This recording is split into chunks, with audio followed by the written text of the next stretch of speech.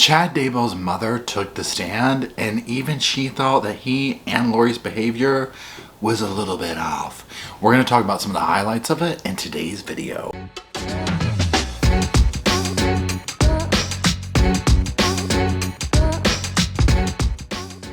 Hello, Sofa Squad, and welcome back to Sofa. Sofa's still back there, or actually it's right here, I'm sitting on it. Roscoe's right here. He's very upset though. We have been packing today, and he is very aware of that, and he is convinced that he is going to be left behind. So he is very needy right now, and if you've been following me, you know he is already very needy to begin with. So what does this mean? It means he's glued to my side, and I actually love it. Now, what we're going to be talking about today is we're continuing to follow the Chad Daybell trial. It's Memorial Day today is when I'm filming this. I've been going through the different testimony and whatnot, and just reviewing a lot of it. That a lot of you have asked me, like, hey Paul, what do you think about this part and whatnot? So this is kind of going to be a quick video. His mother got up there and testified. Chad Daybell's mother got up there and testified. Yikes. Been definitely wanted to hear from her. Okay. So she did a good job, and you know, at the end of the day, somebody's parent getting up here having to testify about stuff like this. I mean, look at what everyone has been put through in this case. And by everyone, I mean obviously the victims' loved ones, the victims' grandparents, the victims' aunts and uncles. You know, and in this case, Chad's mother. I mean, this is where the layer of victims just keeps going and going and going and going. So what we're going to do is, the way I do these style videos is I pulled some clips from the testimony that I want to use as talking points, and we're going to kind of go over it that way. So that being said, before we get started, if you do want to follow Roscoe and I, which he's over here, you can follow him over to the side of me, but we are on Instagram as well if you want to follow us outside of the YouTubes. We're on the Instagram. It's on the screen. It's in the description. Go on, give it a look. Now let's look at that first clip. When you saw Tammy on October 13th of 2019, how did her health seem to you? She was fine. Okay. Swing the damn gavel. Done. Wrap it up. I've been saying this in all the videos about this that I've been making, if you've been following me. Everybody outside of the little clique of the little Chad, Lori children, and by not Lori's children, but Emma and them, she was fine. She was excited, just had a grandbaby. She was doing okay. She was fine. Completely out of the blue that she passed away. Only to Chad and Lori, if you asked her, and Emma and Garth and son-in-law and all these people. Oh, she was very bad off. She was stressed carrying a box of books. I mean, the logical conclusion to make from that is that she would pass away that night, you know. I just wanted to start off with that because that right there, I was like, yeah, exactly. Even his own mother, she was fine. She seemed fine to me. Very out of the blue. Do you remember approximately when you learned that? I don't remember a certain date. Okay. Could you estimate approximately how many weeks after Tammy's death that happened? Oh, maybe 2 to 3 weeks. Were you surprised to find out that Chad had moved out of the residence? Yeah. Now, here's the thing. What they're talking about is all the changes that we've come to know if you've been following this trial. And that is, you know, he gets married, he moves out, he goes to Hawaii, he does this, he does that. Now, she'll talk about meeting Lori at the first dinner and whatnot here in a minute. And you're just like, yikes. I mean, again, the fact that both he and Lori gas themselves up enough to sit here and be like, we're going to come up with a story. This seems completely logical. Nobody will question it, but if they do, because, you know, we get it, we'll say this as to why we're married now. Days after. That tells you how far off their thinking was. I want to talk to you specifically about the middle of November of 2019. Did you and Jack travel to Idaho? We did. Did you meet with Chad at a Texas Roadhouse Yes. in Idaho Falls? Yes. Was it dinner time, lunchtime? Dinner time. Okay. Now, you and Jack met Chad at the Texas Roadhouse. Was somebody else there? Yes. Who was that? Lori Vallow? Had you ever met Lori Vallow before? No. I mean, even hearing about it now, watching it like this, I'm going to crawl under the sofa. Can you imagine? Pretend that there was no murder or mayhem involved.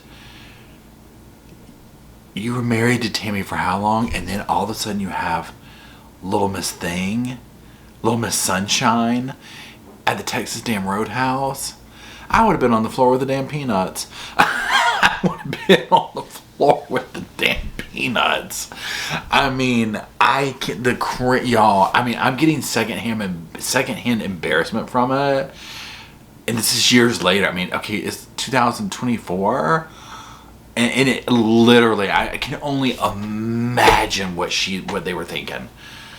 Only imagine the car ride home. Oh my God! Especially after it being Lori. Oh, I would have given good money to be a fly on the wall in that car. They had some things to say, and they were good too, I bet. During that dinner, did Chad tell you and Jack anything about his relationship with Lori Vallow? I don't think he did as much as Lori did. Okay. What did Lori tell you? Well, she we noticed that they had these rings on, and my husband said, "Are you engaged?" And they said, "No, we're married." Were you surprised? Yeah. That they were like all over each other too. She's being so nice about it. She's like, well, they had these rings on. The fact that they had the choice, they could have said, they're just friendship rings, which would have still been like, really? Okay. They could have said that. They could have said we're engaged. They could have said they were promise rings. They had to tell them they were married. Had to do it. Just had to do it. What were you? They weren't thinking. That's how. But think of all the stuff that had happened at this point that they knew of, right? They didn't have anything to lose. They were just on their, whatever. There's 10,000 other things going on that were way worse than that. So in their world, it was probably like, they were off and running. Off and running. You heard, and I'm working on the Zulema video. A lot of you have asked me to do Zulema's video, but she testified for like 4 hours, so I'll probably break it up some. Whether you just started following it and listening to Zulema, or you've been following it for years and you've heard like her interviews and stuff like that, she to me was a very good insight into some of these beginnings of the stuff that Chad and Lori were talking about and coming out with, of this, we're going to be the leaders of this and that. I used to be, the Holy Ghost. And I mean, just blasphemous, crazy stuff, right? And so that's where I'm just like, huh? And again, as a parent, not saying me, but like as her, like looking through her lens, I'm like, she had to have been like, Lori, excuse me? Your wife just passed weeks ago, and you're married to this? Little Miss Thing? Can't keep her hands off of you? Little red lipstick? No. Did they tell you when they had gotten married? No. Now, on November 13th of 2019, this was approximately a month after Tammy's death. Mm-hmm. Is that why you were surprised? Yeah, I was. Okay. Again, she's being very gracious and nice. Because again, it's her son, right? I mean, you can imagine the trauma of learning that your child, your grown son, your grown daughter, whatever, did a crime like this, right? And then you're piecing the story together. You're sitting there thinking to yourself, while I'm having dinner with my son, Little Miss Thing, Little Miss Lipstick, and she can't keep her hands off him, talking this, talking that. There's bodies buried over here. Tammy probably died a horrible death at his hands. Like, your mind's processing this. And of course, you as whether it's your father or your son, you don't want to think they're going to do that. Nobody does. I get that. Right? I mean, this poor, I feel so bad. I mean, just the things that they have put everybody through.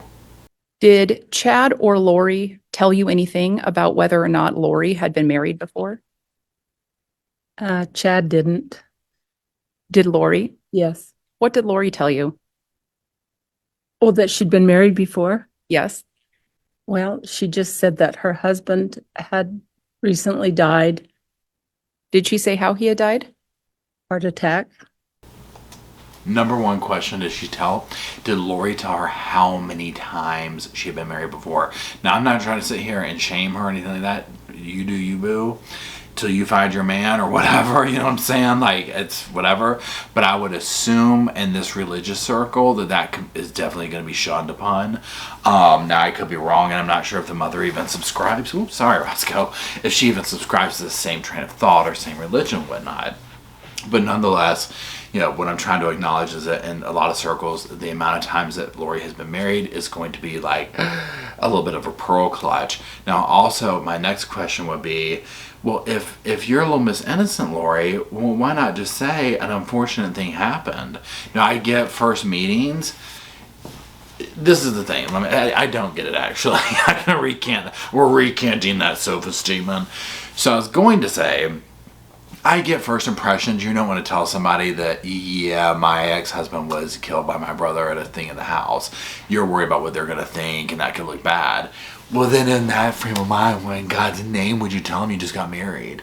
Even if it's like in your religion, that's okay, this is normal, you get married kind of quick. On the heels of that going on, seriously, because people are going to be like, okay, even this story right here, my husband passed recently, and I met Chad, and he's my savior. And then Chad's like, well, Tammy passed recently, and so we just found each other, and, well, we've got married. It's like, what? You're kidding, right? Where's the cameras? Are we being punked? Did Lori or Chad say anything about whether or not Lori had children? She said she had a daughter that had died. Do you remember how old that daughter was? She didn't say a date. Did she say anything about whether or not she had a young son? No. That part right there. A couple of things. First of all, poor little Tylee and poor little JJ. The fact that because Lori did this right here, she was hamming it up. Like whenever she said, oh, I have a daughter that died, I don't really talk about it. You know what I'm saying? Like, she gassed that situation up to like avoid people talking about it. Doesn't know how old she is. Now imagine Chad's mother over here. Her husband just died. Daughters died. Tammy died. Like, again, you would just be like, wow, this is really an unlucky group of people. Like, come on. Then, doesn't mention a son. This is the thing. Remember they're making trying to find a place to rent or whatever in Hawaii? No mention of kids. Nothing about kids. The pre-planning. The way they talked about it afterwards. The way it was all done.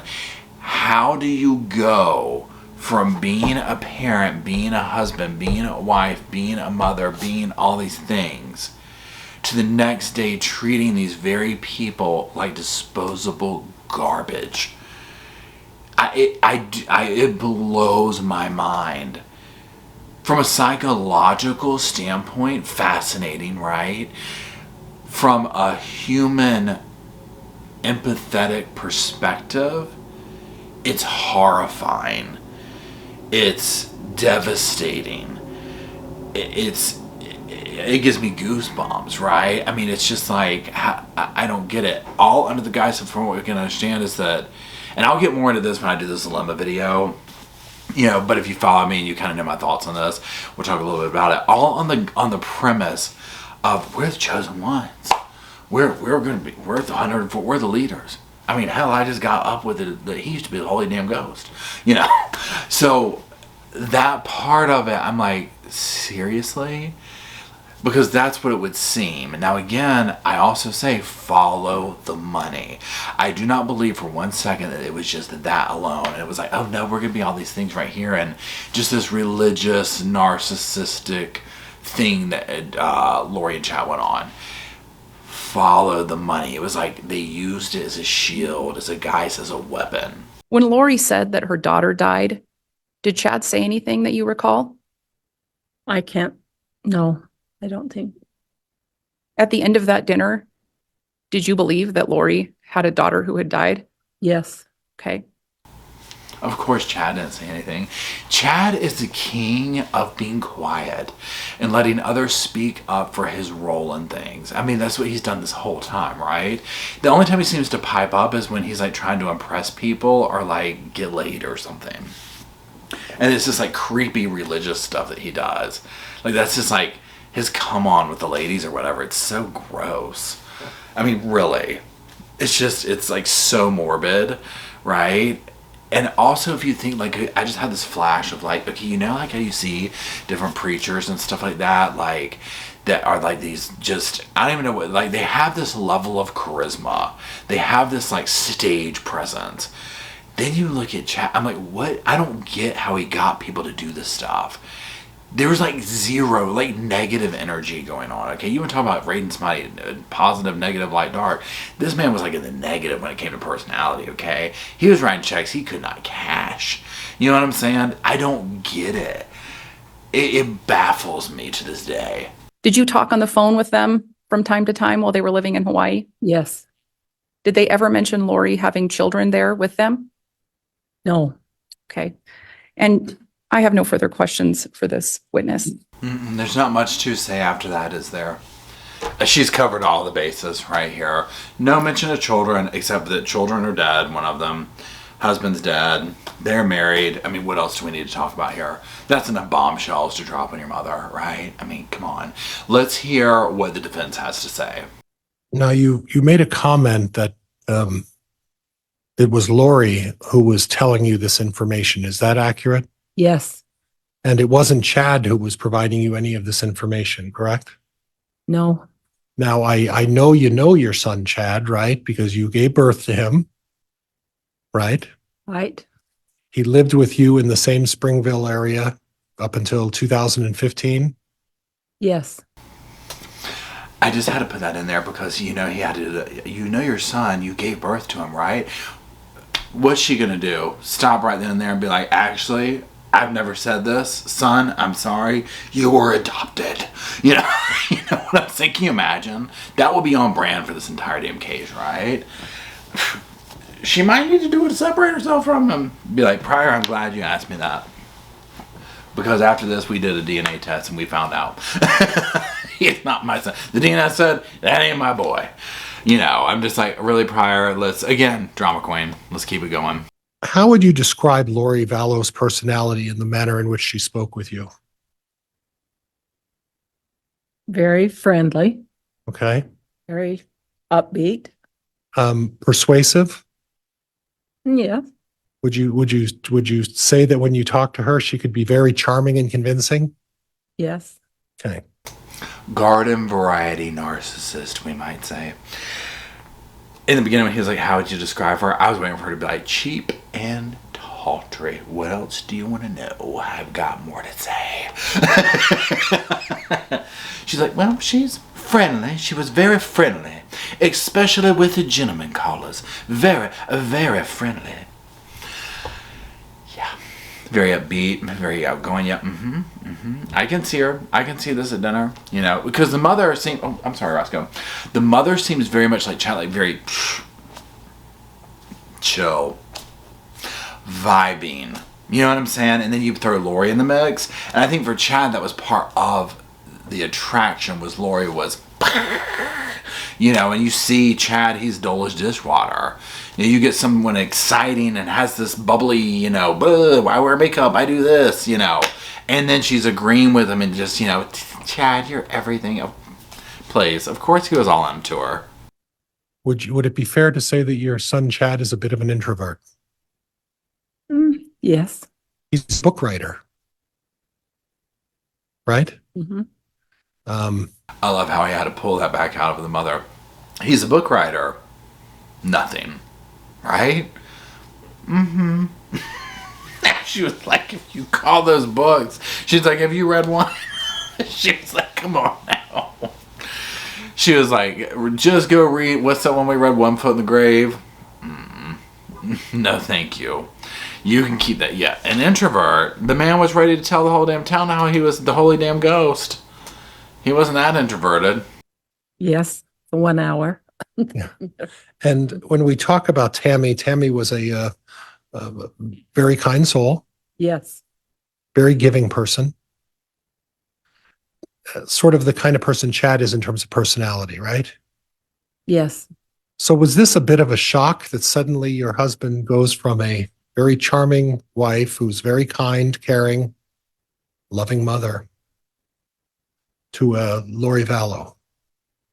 Yes, That was a bit of a shock. yes. Basically, Pryor, in a very nice way, just called Lori cheap and tawdry. Do with that what you will. Can we all agree?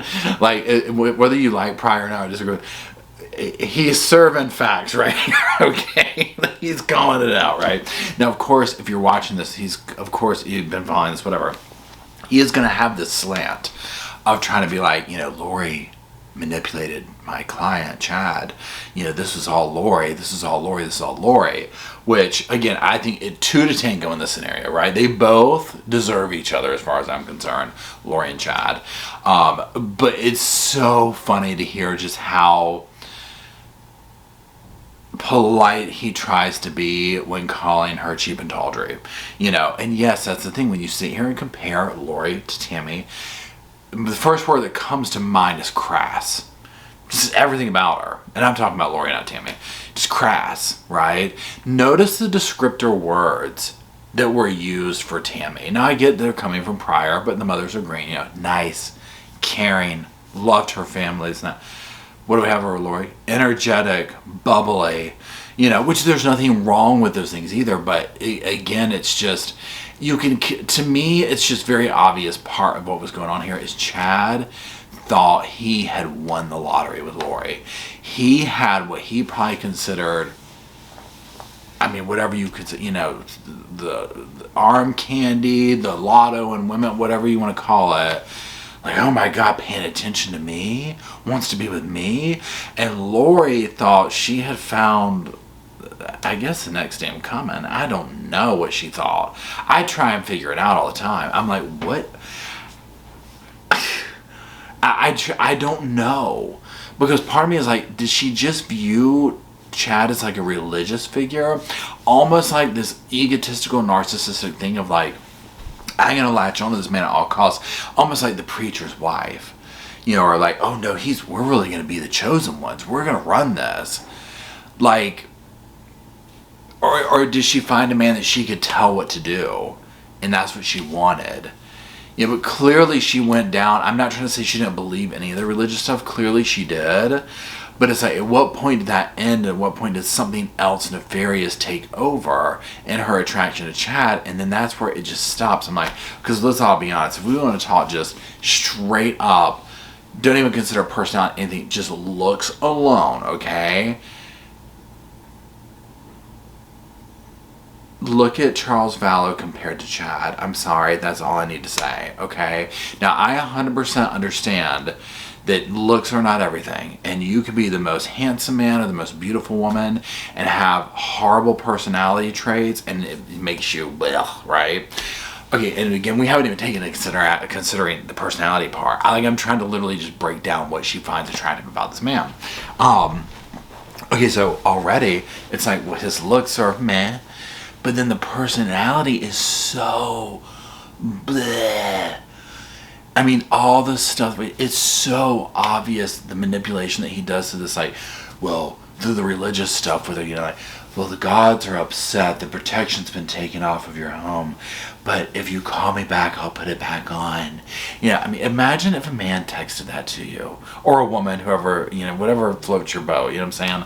That person texted that to you. 99.9% of us would be like, ugh. I'm talking like literal, if you looked up gives me the ick, that situation is next to it, okay?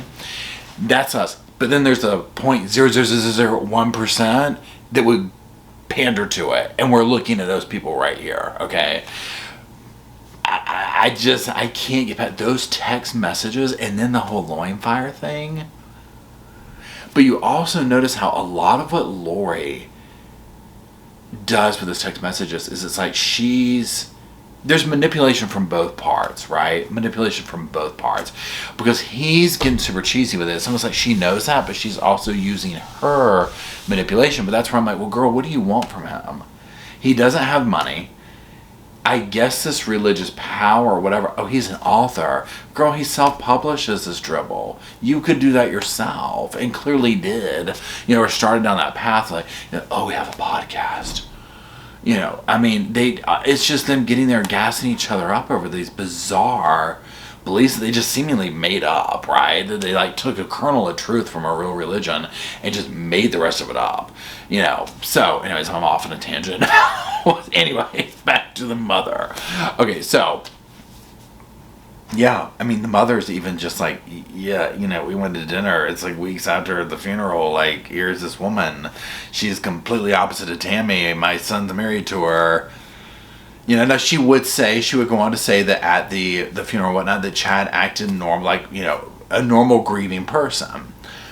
I'm sure he did. You know, I'm sure that there's parts of that. I'm sure there was overacting as well. Even, you know, the most genuine behaviors for me are negated when we see something like showing up with Lori the next day. You know, it just, it doesn't sit right. So anyways, that's it. That's it. If you're still listening through my rant, I do appreciate you hanging out with me and listening. Roscoe's over here. He's moved from place to place to place on the sofa. He's now ventured to the other side because he's like, maybe we're not leaving yet, so I can sit on this side, but I'm keeping my eye on my father. And while he is keeping his eye on me, he's keeping an eye on y'all because he wants y'all to drop some sofas off down in the comment section. You see what I did there? But that's the place where Roscoe and I will meander. We'll hang out. We'll talk about this case, all the other ones, and there's so many going on right now. And until we do come down there and do all that, we'll see y'all soon. I just wanted to say thank you again for watching the whole video, and also thank you for being part of the Sofa Squad. Special thanks to all the Patreon members, channel members from both of my channels, everybody who likes, shares, subscribes, comments in the comment sections. It helps the channel out so much. Now, don't forget, I do have that other channel, the podcast channel. That's where we go live, we hang out, we talk. We have kind of sort of a schedule, but just be sure and check it out. I'll put it up here on the screen. Also, if you're looking for merch, be sure to check out my Teespring store. I'll put that up here. And then, like I said in the beginning of the video, if you want to follow me and Roscoe on the Instagram, go on, check it out. It's right here on the screen again. But once again, thank you very much. I really appreciate you being part of the Sofa Squad, and I'll see you in the next video.